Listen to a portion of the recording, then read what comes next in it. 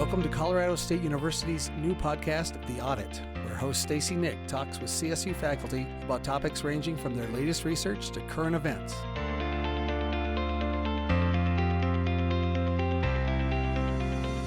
In 2022, witches are seen as a fun and fantastical novelty, especially around this time of year when the Halloween season has us dressing up in costumes and watching movies like Hocus Pocus. But back in the 1600s, it was a decidedly different story, where witches were seen as neither fun nor fantasy, but a real threat to society. In today's episode of The Audit, I'm speaking with Colorado State University professor Ann Little, an expert on early North American history, specializing in the history of women, gender, and sexuality. Thanks so much for being here today. Thanks for inviting me. As I mentioned earlier, at one point during the 1600s, witchcraft was seen as a genuinely dangerous thing. Yes, witches were considered demonic, possessed by the devil, and they possessed all manner of supernatural powers. How did that belief kind of evolve? Well, people in the early modern era, people in the Renaissance era, in the 16th and 17th centuries, truly believed that the world was alive with both good magic, white magic, and bad magic, black magic. They believed that God and the devil were presences in their lives, and they believed in an interventionist, both God and devil at the time. So people really truly believed that demonic forces, that diabolical forces, supernatural forces could influence everyday life and everyday mundane activities on Earth. At that time, women were particularly targeted. What were some of the most common reasons given for charging a woman as a witch? Women were targeted because they were not people who were supposed to possess very much earthly power. And it was a suspicion that they were channeling some kind of demonic force, that they were possessed by the devil, that they were channeling some kind of demonic power that led them to be accused of witchcraft. And this power that people suspected these women were illicitly and illegitimately attempting to wield was manifest in any number of everyday occurrences. The death of a child, especially a very young child, the failure of a pan of cream to turn to butter at the right time, the failure of a cheese to set, the failure of a cattle or chickens to thrive. All kinds of everyday occurrences could lead to an individual, specifically a woman, to be accused of witchcraft. That's so crazy that you could be, any natural thing, anything that we know now is just a regular thing that happens sometimes. That had to be very stressful. I think it was. I mean, it wasn't every woman all the time being accused constantly of witchcraft, right? We know that these crazes, these outbreaks would happen at particularly voluble or vulnerable cultural moments. Historians disagree about the causes of witchcraft as well as the reason that it eventually faded away. But it seems that most historians seem to believe that it was a combination of the Protestant Reformation, the Age of Religious Wars, the Gutenberg Press, that is the greater literacy and materials for reading that helped lead to the witchcraft era. That plus the fact that this was an era, again, in European history, at a time in which Europe was convulsed with religious warfare. So in a sad cycle that I think our friends in Ukraine are going to be realizing this winter, warfare is a stalking horse for both famine and disease, right? Warfare is something that happens during the planting and growing season, during the summer season in the Northern Hemisphere. So if you can't get your crops in the ground because you're out soldiering around or your town is vulnerable to being sort of attacked and burned by the enemy, you don't have time or energy to get your crops in the ground.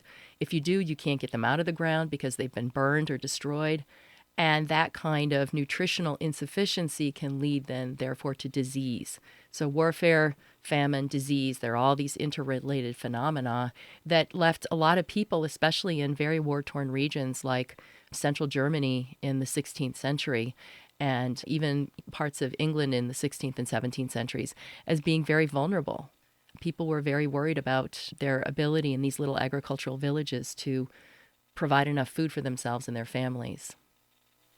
when a woman would be charged with being a witch, was there anything that she could do? How did they defend themselves, or could they defend themselves? This varies according to when somebody's accused of witchcraft, whether it's going to become a craze or not. Europe executed probably tens of thousands of individuals, most of whom were women, over these accusations. In North America, it wasn't nearly as high of a body count, even if we include the witchcraft accusations in some of the Spanish colonies down here in the southwest of what's now the United States.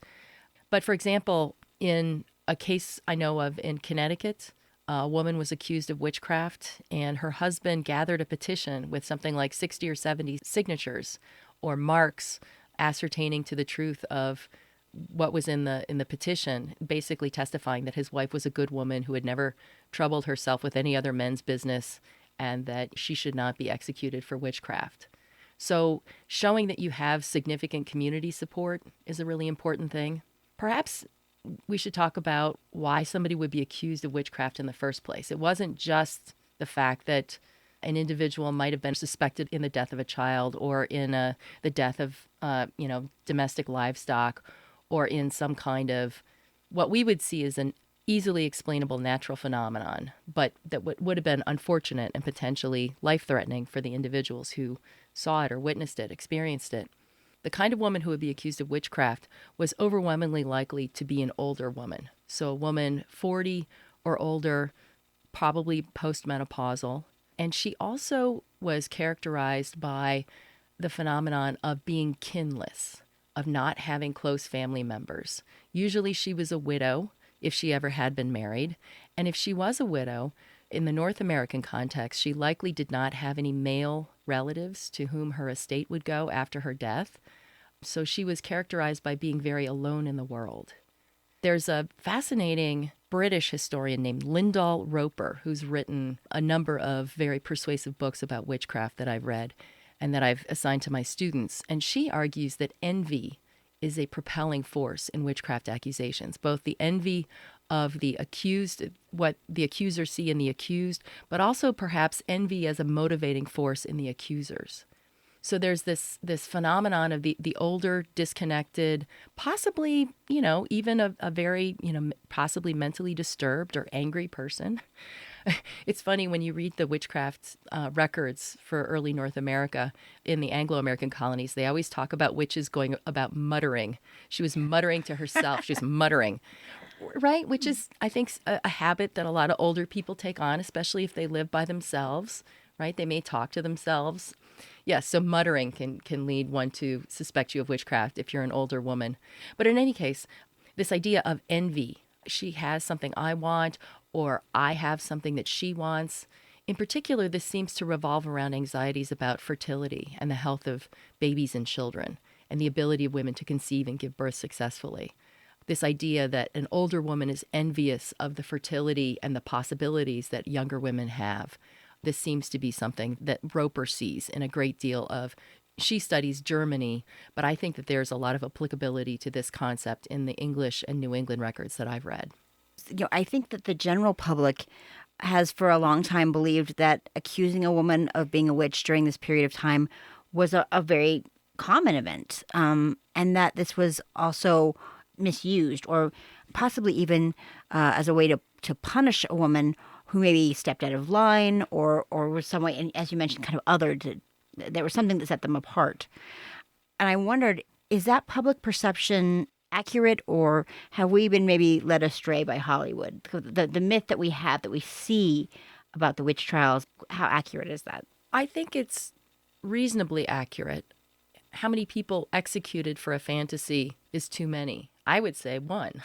And I think we moderns can feel sometimes falsely reassured by our belief in science and rationality that we don't hold these impulses within us any longer in the way that people in the early modern period or the late medieval period did. For years, I resisted teaching courses on witchcraft or even teaching about witches in my early American women's history courses because I was frustrated by the dismissive and, I believe, arrogant assumption on the part of students that, well, those people were just crazy. They were just stupid. And because we're no longer crazy nor stupid, we'll never have to face this aspect of humanity again. And I think that that is a arrogant and a misguided assumption. I think today we're living through a period in which, much like the Gutenberg's technology of the printing press and then mobile type in the 17th century, I think we're living in a world that is newly enchanted with all kinds of, you can call them demons, you could call them digital fantasies. I think the internet is this fascinating new world where witchcraft thrives.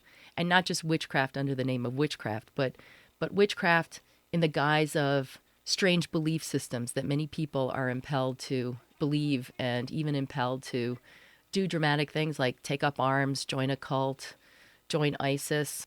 I believe that the internet is this powerful new technology that is re-enchanting our universe. And if we don't sort of approach it with more rationality and more caution, who's to say where it could lead? How long did this period last? Did it just kind of fade out of the culture, or was there a specific outcry or moment that changed things, or did it just fade away? It mostly just faded away sometime around the turn of the 18th century, sometime around 1700.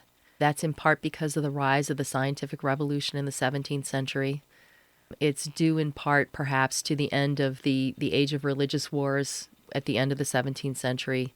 The Salem outbreak in the North American context was also so dramatic and so embarrassing for Massachusetts authorities that they permitted 20 people to be executed in that outbreak, that I think that gave people pause. And there were a number of very apologetic books and pamphlets that were written very shortly in the wake of the Salem outbreak of ministers and physicians who had provided evidence for or championed the witchcraft trials, who basically issued apologies for their role in the witchcraft trials. But nobody really knows. And like I said, I don't think that this impulse in humans has disappeared. I don't think we're all that different from our ancestors of 300 or 400 years ago.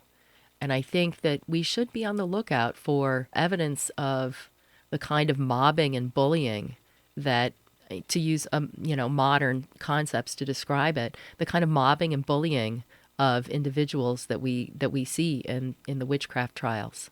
I wondered if you could tell me how you became interested in this particular area of history. And how did you get pulled into kind of the intersection of women and sexuality and the issues with witchcraft? Well, I've never actually published anything on witchcraft.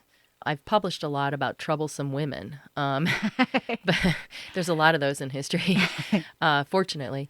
I guess being a woman, I was always struck by the relative invisibility of women's history as I was learning it in the 1980s and even into the 1990s when I became a graduate student. And I just thought, well, if nobody else is going to write this, I guess I might as well roll up my sleeves and get going. And it has become a sort of my life's work at this point to try to remind people that women are important too, and women play historically significant and important roles in our history. You have a couple books that you've written, and then you also have one in the works, Natural Women, Nature, Maternity, and Liberty After the Revolution. Did any of your research into the witch trials of the 1600s come into play with this book?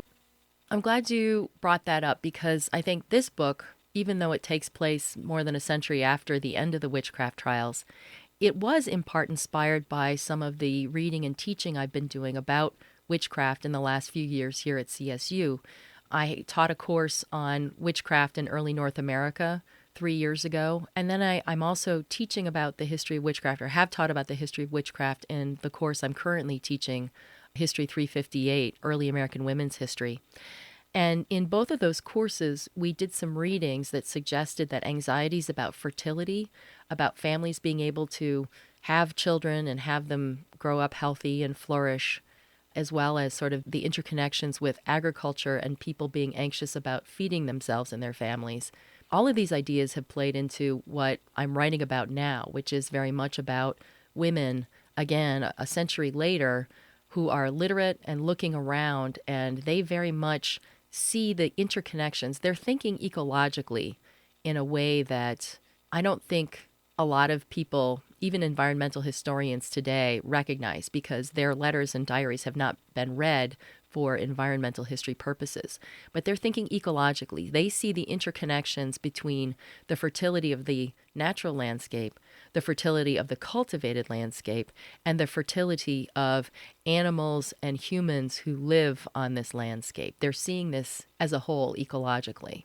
And so I found that really fascinating to explore and follow down various rabbit holes.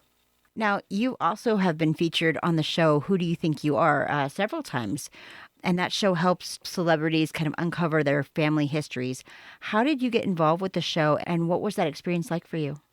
Well, I got involved with the show because I think I'm one of only two, perhaps, living Anglophone historians, that is, English-speaking historians who know something about French-Canadian women's history. Because my second book was about a little English girl who's taken captive by the Wabanaki around the turn of the 18th century, and she ends up across the border and becomes a French-Canadian nun and lives in the convent the rest of her life. So I did a lot of research in Quebec and in early French-Canadian women's history. Tom Bergeron, the host of several shows, was the celebrity in question, and he has French-Canadian ancestors, and he had an ancestor who was among the filles du roi, the king's daughters or king's girls, French girls who were sent to be wives in early Canada in the late 17th century. That was one of his ancestors. And then, because I think people liked working with me, they liked the stories I was helping them tell, they just kept inviting me back to be on the show. And as you can imagine, witches and witchcraft accusations, that's about some of the only things that people know. Most people know about early American women's history, witches and maybe Pocahontas and maybe Abigail Adams.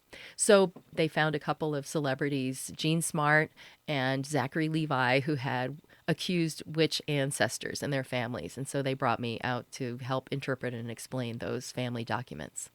Do you hope that shows like that maybe in some way inspire people to look a little deeper into their histories and to learn more about, especially women's histories? Absolutely. And that's why I do it. I take seriously my responsibility as a historian who works at a public institution.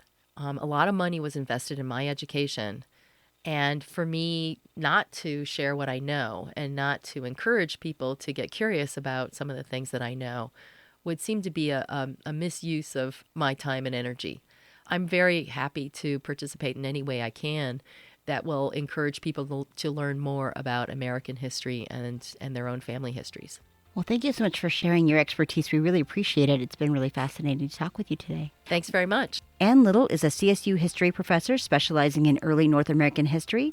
I'm your host, Stacey Nick, and this is The Audit, CSU's new podcast featuring conversations with CSU faculty about everything from research to current events.